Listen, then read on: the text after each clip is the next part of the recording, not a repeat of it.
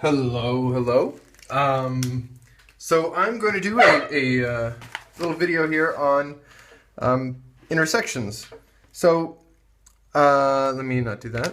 That one's not good. Okay, so let's just let me just draw some things for you. So intersection theory is about, well, intersections of curves and more generally higher dimensional varieties in schemes. So let's look at a curve here, at this parabola C in the plane. So this is a plane curve, and this other one D here. And we can look at these 2 points here, and we can see that this is going to intersect in 2 points, right? Each with multiplicity 1.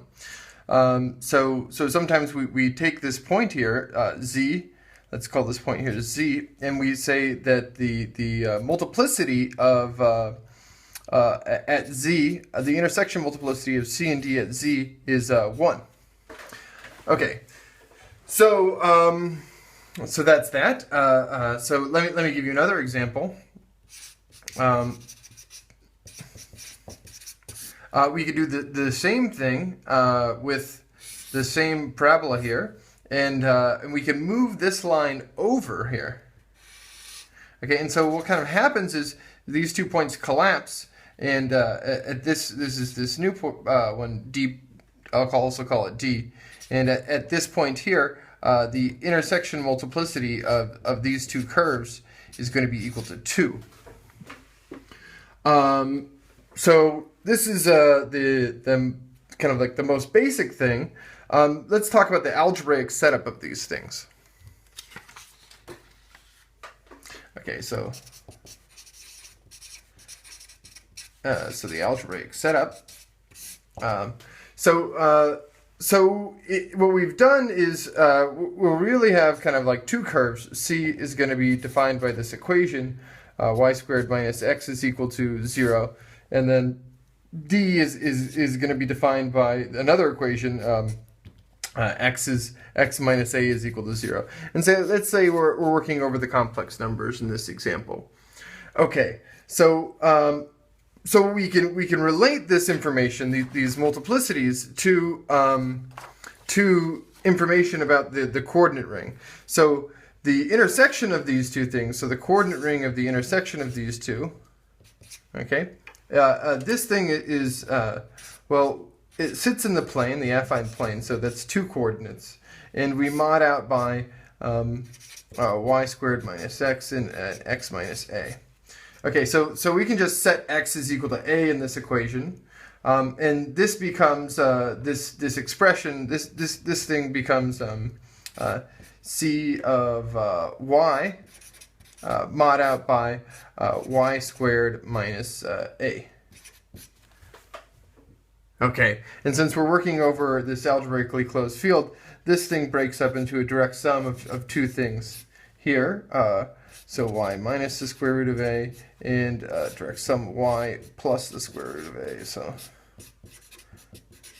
okay, and so these 2 things correspond in this picture. So this is this line here. So this is here we have example A. So this corresponds to the picture of example A. So these 2 points, these 2 separate things correspond to the 2 disconnected components, and okay, and so you can see that the dimension of this is 2. Okay. Well, we can also look at okay, so let me say something else. So we can look at what happens when a goes to 0. So there's this first thing, and so when we let a go to 0, this equation here. So we end up so y squared minus x. And this just becomes x. So this thing becomes c of y minus y squared here. And so this thing here has dimension 2 at a single point. So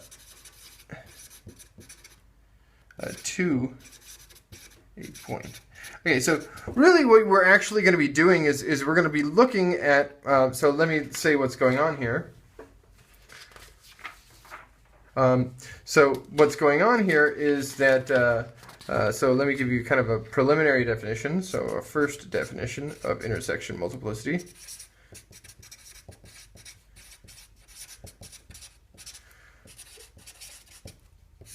Okay, so so the first definition is we're going to take X to be, say, a smooth surface.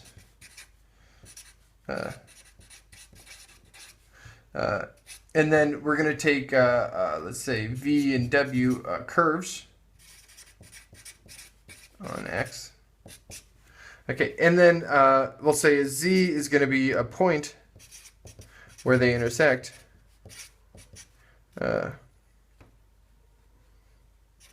And W intersect.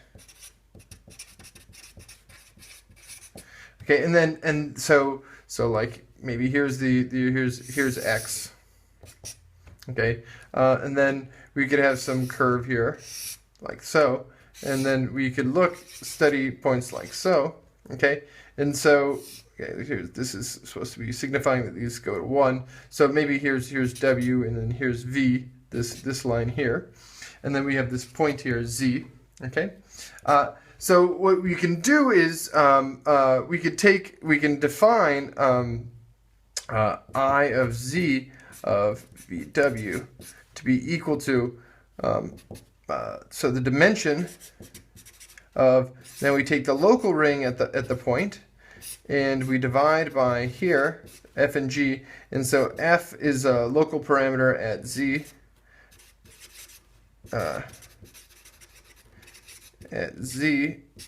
for V, and then G is the same thing for W. Okay, so we really should be localizing and then taking the dimensions. And so in this example, if we localized at either one of the points, we'd be effectively removing one of these components, and then we just get something that was one-dimensional.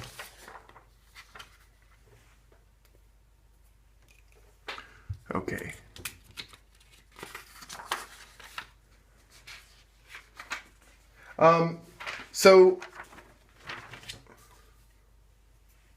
So we can generalize this. So the generalize. Okay. So and so we can do in general, we could take X to be a scheme. So let's say a regular scheme. So the rings, the local rings are going to be regular local rings, and then we can take so maybe here this will work for even higher dimensions. So maybe we have like okay. So here's a so like here's a V and here's a W and then here's a Z, and so this thing is no longer zero dimensional, right? It could have positive dimension, and then we take V and W inside subschemes of X, and then we could define the intersection multiplicity along Z to be equal to maybe the dimension along the residue field of this local ring here for F and G. We're now so Z is the generic point of C, of capital Z, and then Z. Well, this thing here is a component of V intersect W. F could be have some parameters here, some more parameters, and G could have more parameters as well. So these are local parameters. Some parameters for let's say V and W at Z. Okay, so we could do this type of thing here. Okay. All right. Let me just show you what one of these looks like. So and this indeed does make sense. So so here's the example. So what are we doing? So x is a3. Let's say this is over c even. So x is a3, and then we could define v to be. So let me draw this, huh? So we just kind of have two planes intersecting. Okay, so here's v, here's w, here's z. This is this component here. And then, so this could be given by, say, the equation where x is equal to 0. This could be given by y is equal to 0. And then this is where they're both, so z is given by x is equal to y is equal to 0. So they're both equal to 0. And then, Ox little z is the set of f and g where g is not in the maximal ideal here. Not the maximal ideal, this line here. So this g doesn't vanish along here. So this thing is kind of like we can think of this as kind of like a tube around here. Okay, so O of this is the picture, this tube. So this is the picture of O of xz here. So it's a tube around this line here, and then we can see that so this thing is actually c of xyz localized at xy, and then we see that O of xz modulo x and y. So this is just like c of z. So we just have z, and it's now a rational coordinate, and so this is one-dimensional. So the multiplicity of this component of this intersection is 1, as we expect. So we can do this at schematic points as well. That's the point of this. Okay, so let me give another example. So this is more of a schemy one. So here we'll have spec ZP. Okay, and then there's the closed point of spec ZP, and we can consider the affine line over the p-adic integers, and then we have this special fiber of this line. Okay, so this direction here, this is kind of the p direction. So for the p-adic p, and then here, this direction here is maybe the t parameter. If this is equal to spec ZP adjoin t. Okay, so now we can do the exact same thing. V could be the special fiber. So this is this equation mod p. So this is given by the ideal p, and then W could be the t line. T is equal to 0. This line t is equal to 0, and then so we'll find that O of A1 ZP at z. So this is ZP with t localized at t and p. Okay, so z is given by the ideal z. Let's say the maximal ideal of z is given by the equation, the ideal t and p. And then, so this is like the origin, so this corresponds to 0, 0 with fp coordinates. Okay?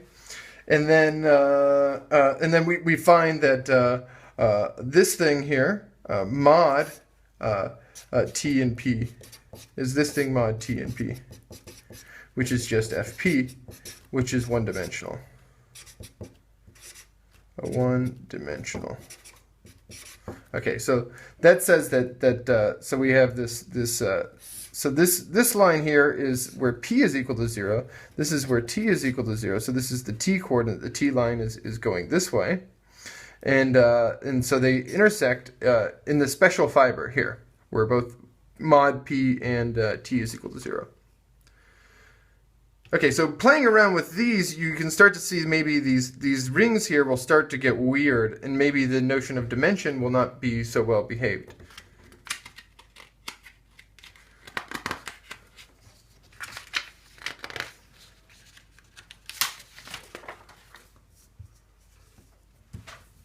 Okay, so that being said, let's. I mean, okay. So there's other things here. Let me give you just one more example. Let me do an example. And then I'm gonna just get rid of it real quick. It's something to try, but this is to kind of show that things are not so obvious. So you could have like, y is equal to minus x squared and y is equal to x squared. And so you could have two things and they could meet here, and it looks like they might have multiplicity. Well, it'll turn out that you can move these, right? And these intersection numbers will behave well under moving, and it looks like now that they have multiplicity 2. Okay, so this is something to think about. So there's also examples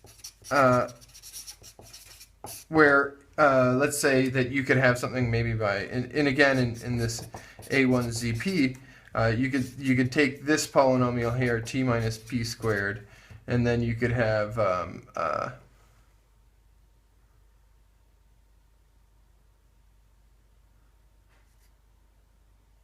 where t, okay, we could do g is just given by the t line, and so here when we specialize, so this thing will go to we'll find that O of A1ZP at this point 0, 0 FP.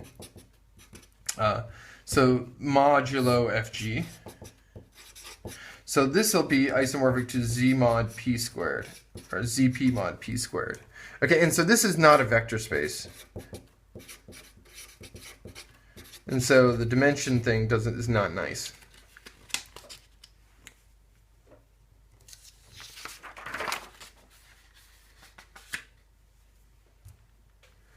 Okay.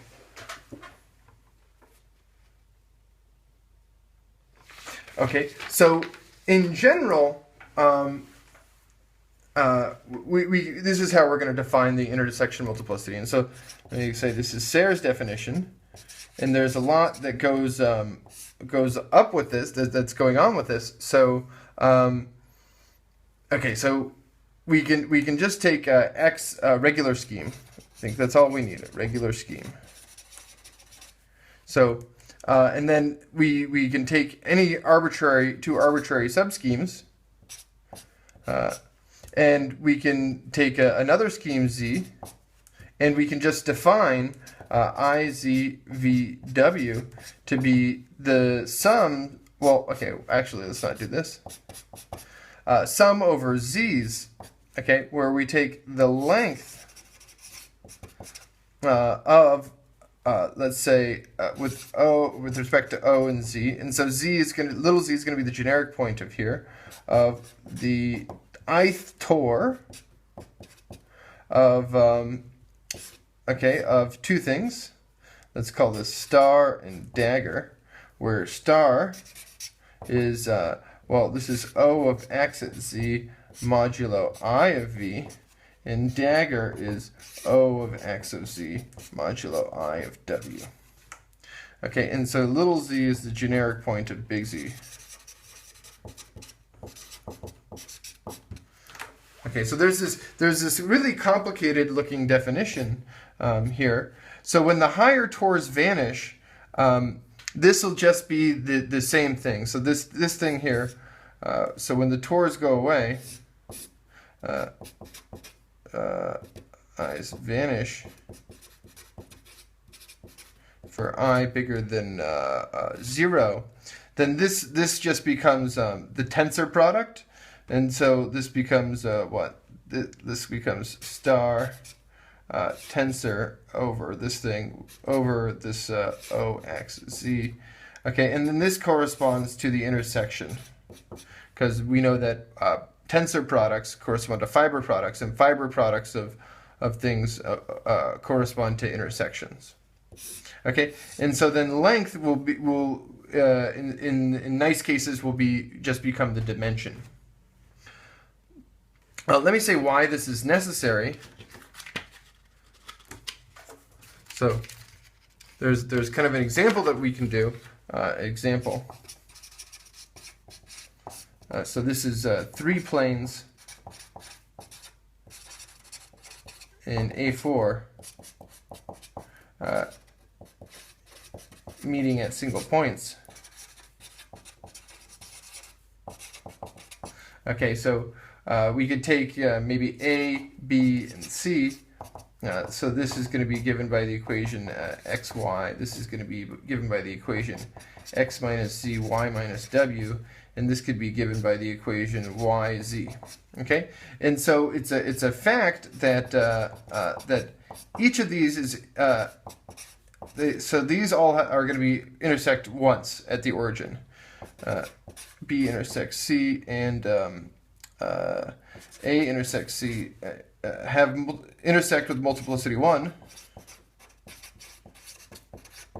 Multiplicity 1 at the origin. Okay, so another thing to check is that if we do, okay, so there's this. The other thing to do is to, if we take V to be, say, A intersects C, then this thing here becomes the ideal of V is going to be equal to xw z xz yz yw. So we just multiply them, right? And then if we take w to be equal to b, okay, so then iw is just x minus z and y minus w. Then we'll be able to see that at the origin where they intersect. Okay, so we know that it should have multiplicity 2. Okay, so it should have multiplicity 2. All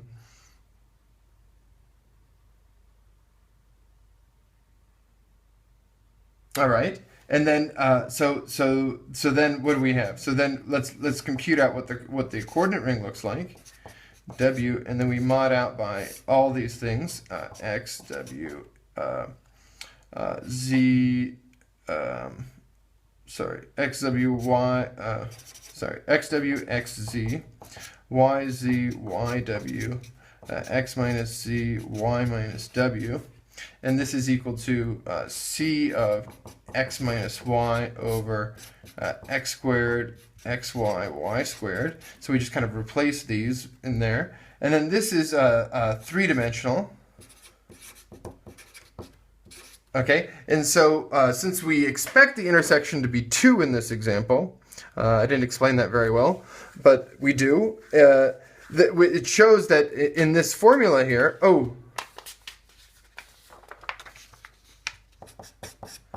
so there's a -1 at the I missing there. So that we're going to have to, the higher torrs are going to contribute, and we're going to have something vanishing here. So we're going to have something that's going to be taking away from this. Okay, so this is the definition of intersection multiplicity. So we'll talk about this more in a bit. I just wanted to say this so I could talk about Chow rings.